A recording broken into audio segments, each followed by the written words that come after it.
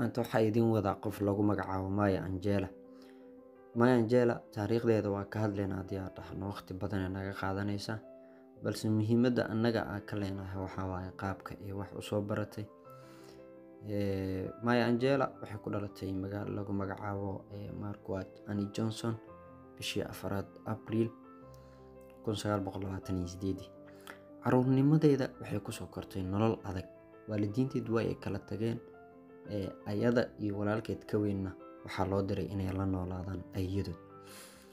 Waxay sidoo kale kala kulantay cunsurinimo iyo midabta koornimo maadaama American madow ay ahayd.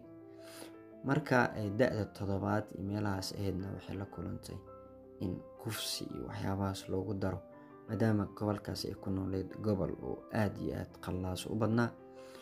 Da'dii 8 ilaa 9 meelahaas camalna gobolkaas way ka guurtay gobol kale u guurtay ayadoo dadka ka dhex baxday ee cid la hadlaysa aysan jirin.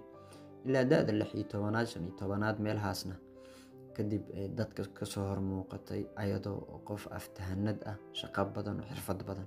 Sababta ka dambeysana marka la weydiiyo waxay sheegtay inay ahayd da'da 8 ilaa 9 meelahaas camal waxa sameeyay dhahday guriga galay waaki badan qaatay aniga nafsadeeda wax isbaray taariikhyo badan iyo waxyaabahaas anaa diyaarsaday gabayo badan aan qoray jiraan dhahday sheekooyin badan markaas aan qoray ay jiray dhahday.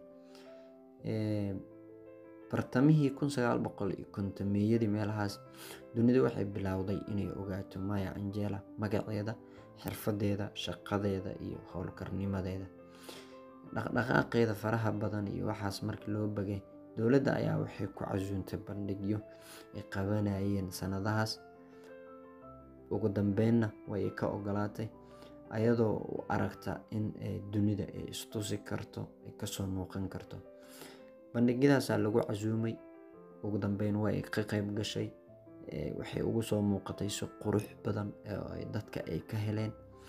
Isla bandhigyadaas gudahoodana waxay ku guuleysatay ilaa 3 abaalmarinood oo markaas aad iyo aad qaali u ahaa oo mug weyna. Wareysigan hadda arkaysaana wuxuu ahaa 1975 ilaa 80 meelahaas intuu dhaxaysay. Waxay leedahay inaysan soo marin wax college ah, wax iskuul ah, wax jaamacad ah, qof shakhsina jeeso ama qalin inuu qaato wax muusan dhigin dhahday.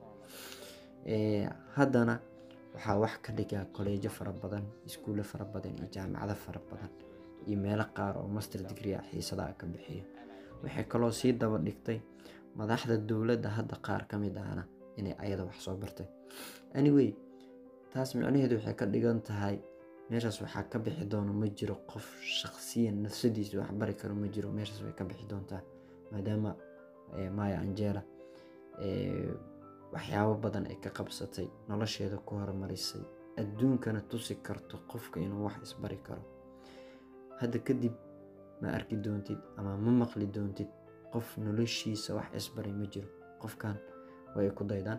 America hadda ayada waxay ka taagan tahay boos weyn, hadiyay u arkaan, way casuumaan sanad waliba maadaama ay dhimatay xadaana xasuus iyo baroordiiq iyo waxay u sameeyaan.